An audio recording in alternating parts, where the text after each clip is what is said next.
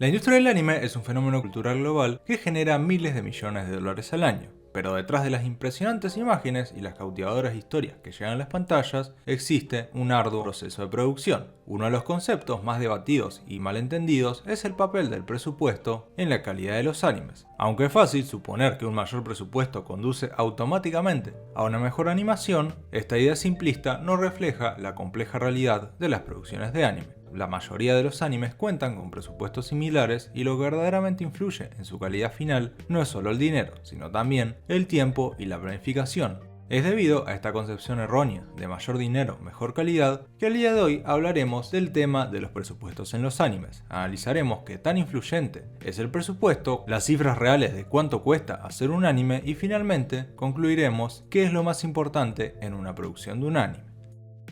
Producir un anime no es barato. En el año 2015, Masamune Sakaki, un creador de CGI en la industria del anime, reveló que el típico anime de 3 episodios puede llegar a costar alrededor de 250 millones de yenes para producirse, unos 2 millones de dólares en esa época. A su vez, dejó en claro que la mayoría de animes no pueden recuperar ese gasto y que la industria se basa en la ganancia inesperada de unos pocos grandes éxitos. En otra entrevista, Takayuki Nagatani, productor del anime Shirobako, confirmó que su anime costó 500 millones de yenes, unos 4 millones de dólares, para esa fecha. El anime contó con 24 episodios y para venderlo, tuvo que publicitarlo, planificar eventos y fabricar merchandising. Shinji Takamatsu, un animador veterano, cita una cifra de entre 150 y 200 millones de yenes para la producción de un anime. Esperar compensar eso solo con las ventas de discos es un modelo de negocio inútil, pero así son con casi todos los animes nocturnos. Este rango de costos tiende a estandarizarse en la mayoría de las producciones televisivas, especialmente en las de temporada.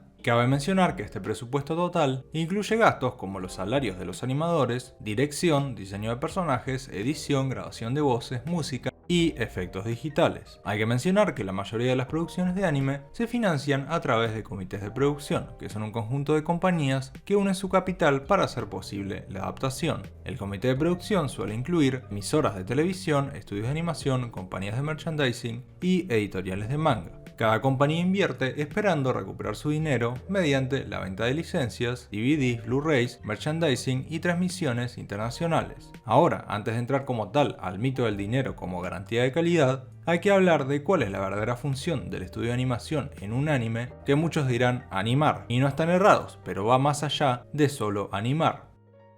Aunque en un principio el estudio de animación debería ser el principal en la producción de un anime, la realidad es que no lo es. Un estudio de animación en la industria japonesa es solo un medio para lograr el objetivo de los productores. Para entender esto mejor, veamos cómo se construye un anime.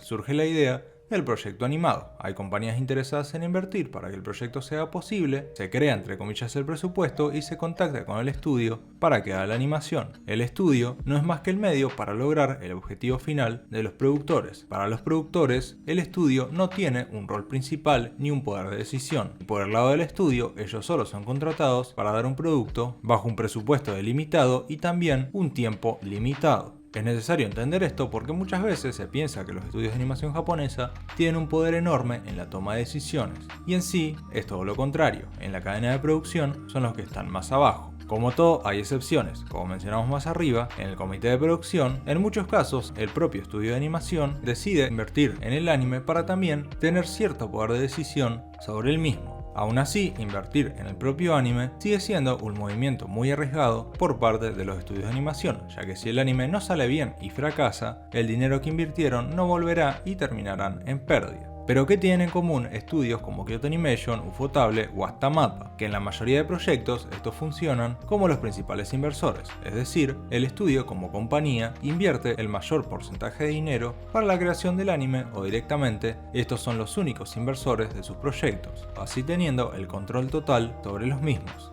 Ya luego tomaremos los ejemplos de Kimetsu no Yaiba, Chainsaw Man, Jujutsu Kaisen y otros proyectos, pero ya habiendo aclarado esto, sigamos. Existe una creencia popular entre los fanáticos de que un mayor presupuesto asegura automáticamente una mejor calidad en el producto final, pero como ya lo adelantamos al inicio, esta afirmación es un mito que ignora la verdadera dinámica de la industria. Aunque es cierto que un presupuesto más alto puede permitir la contratación de animadores experimentados como otros estudios o el uso de tecnología avanzada, esto no es suficiente para garantizar un buen resultado. La calidad de un anime depende en gran medida de factores como la planificación, la experiencia del equipo y sobre todo el tiempo disponible para la producción. Hasta con un presupuesto generoso, un calendario de producción apretado puede llevar a animaciones inconsistentes, episodios apresurados y en el peor de los casos, un producto final que decepcione tanto a los fanáticos como a los inversores. Puede que a un estudio le des un presupuesto mucho mayor al promedio, pero si le das un año o menos para producir ese anime, los resultados no van a ser los mejores. Por otro lado, si a un estudio le das un presupuesto normal, pero le das 3, 4 o hasta 5 años para producir un anime, ahí sí que se van a ver los resultados. Y de nuevo, claro que existen excepciones, pero lo que quiero dar a entender acá es que el presupuesto no es lo más decisivo en la producción de un anime.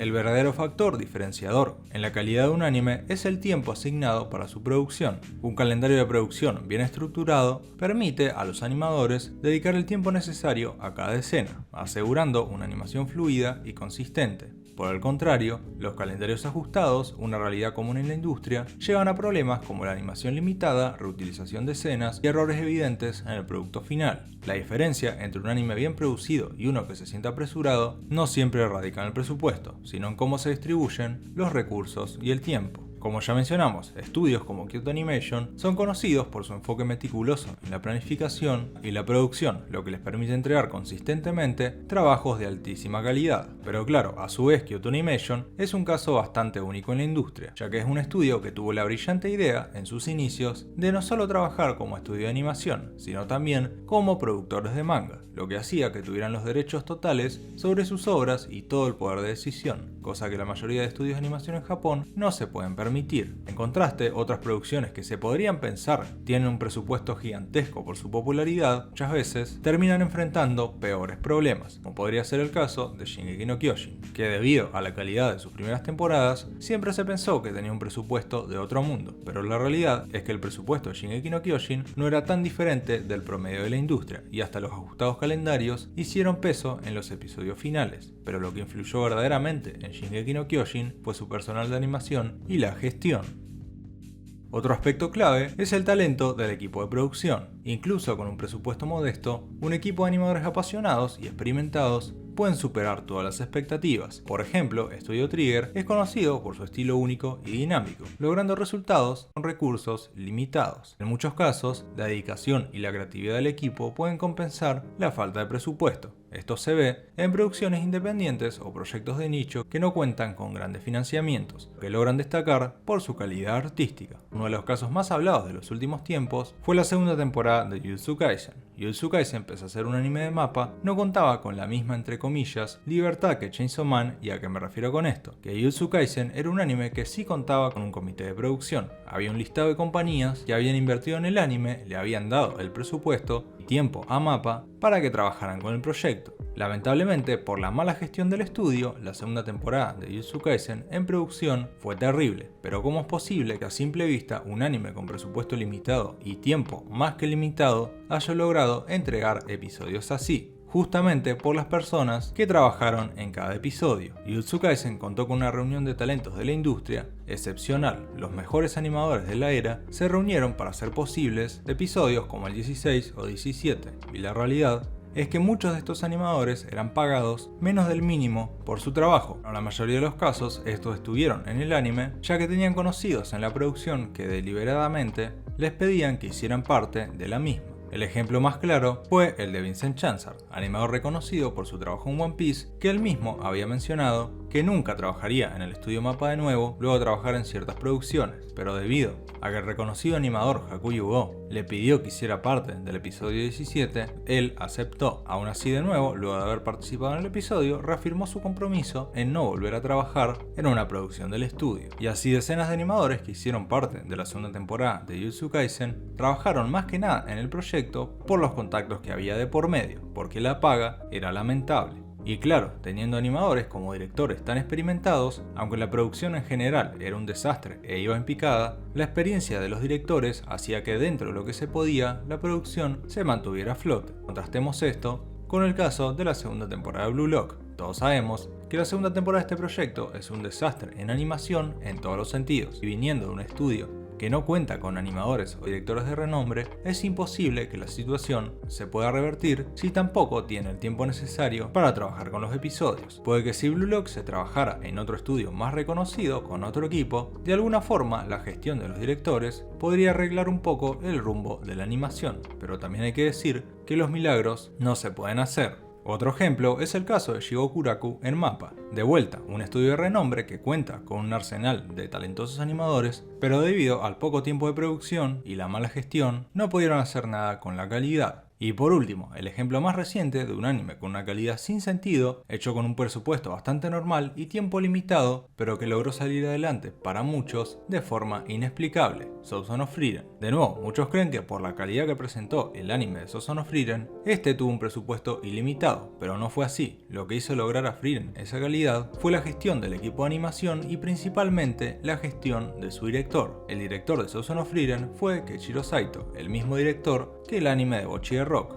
otro anime que se hizo con tiempo y presupuesto más que limitado, pero tuvo una animación espectacular. Keiichiro Saito supo muy bien cómo gestionar la producción de Frieren para mantener esa calidad a lo largo de más de 6 meses. Y aunque no lo crean, Frieren tuvo episodios completamente delegados a otros estudios, pero de nuevo, gracias a la gestión de su director y también a la gran cantidad de talentos que reunieron, esto dio como resultado uno de los mejores animes de la última década. Y así podemos seguir con ejemplos de anime que cuentan con presupuestos limitados o no, pero hay ciertos factores aparte que influyen. Otro podría ser el ya mencionado Bocchi de Rock, anime con poco tiempo de producción, presupuesto limitado, pero buena gestión gracias a su director. Sonobisque Doll, anime del mismo estudio y casi mismo equipo de animación que Bocchi de Rock, de nuevo tuvo presupuesto limitado y tiempo más limitado, pero buena gestión. Y por último, siempre que se habla de presupuesto, de forma inmediata surge el caso de Kimetsu no Yaiba, pero hablemos de verdaderamente qué tanto influye el presupuesto en Kimetsu no Yaiba. Para empezar, hay que decir que a diferencia de la mayoría de animes y de casos que hemos comentado, en Kimetsu no Yaiba sí hay una importancia en el presupuesto. ¿Qué sucede? Como comentamos anteriormente, por lo general en los animes el comité de producción contrata al estudio de animación y le da un tiempo límite para trabajar con el proyecto. Pero el caso de Kimetsu no Yaiba es diferente, porque su estudio de animación, Ufotable, se creó para trabajar no solo como estudio de animación, sino como casa productora. Ese fue el principal objetivo que su fundador, Hikaru Kondo, le quiso dar a su estudio y en cuestión de años lo logró. A prueba y error, Ufotable hoy en día no es solo un estudio de animación, sino una compañía productora hecha y derecha. ¿Qué significa esto? Que Ufotable ya no es solo un estudio de animación, como compañía, tiene los recursos necesarios para darle el presupuesto que sus proyectos necesiten y todavía más. Si vemos el comité de producción de Kimetsu no Yaiba, está compuesto por 3 compañías, Aniplex, Shueisha y Ufotable. Aniplex es una productora de anime, sin mucho más. Shueisha es la editorial y Ufotable la compañía y casa animadora. Cuando el proyecto de adaptación de Kimetsu no Yaiba surgió, cuando Aniplex y Shueisha se acercaron a Ufotable con la idea, Ufotable ya era un estudio de renombre. En el año 2017-2018, Ufotable ya era conocido por su increíble calidad, solo que ninguno de sus proyectos había llegado a la popularidad que luego llegaría a Kimetsu no Yaiba. Es por esto que tanto Aniplex como Shueisha le dieron la confianza necesaria al estudio para que trabajara primero con el tiempo que necesitara para la salida del anime y segundo, no solo ellos le darían el presupuesto para el anime, sino que el propio estudio Ufotable como compañía pondría de su bolsillo el presupuesto que creería necesario para llevar la adaptación a cabo. Y así lo hicieron. A principios de 2018, el anime Kimetsu no Yaiba ya estaba en producción, anime que recién saldría en abril de 2019. Luego la historia todos la sabemos. Kimetsu no Yaiba se convirtió en el anime más popular de la última década. Pero Kimetsu no Yaiba es un caso de 1 en 1.000.000, porque tuvo todos los recursos que un anime necesita para salir bien. Muchos han intentado hacer lo mismo, pero no han podido. Volvamos al ejemplo de MAPPA y Chainsaw Man. Ellos tenían un presupuesto casi que ilimitado y un equipo con muchos talentos, pero fallaron en el tiempo que tuvieron para producir el anime y su propia gestión. Aunque el presupuesto es un factor importante en la producción de animes, no es el único ni el más decisivo. La gestión del tiempo, planificación, la experiencia del equipo y la pasión por el proyecto son igual de cruciales para garantizar un producto de alta calidad. El mito de que el dinero lo es todo en el mundo del anime se desmorona cuando consideramos casos donde un manejo eficiente de los recursos, combinado con un calendario adecuado, supera ampliamente a producciones con mayores financiamientos pero mal ejecutadas.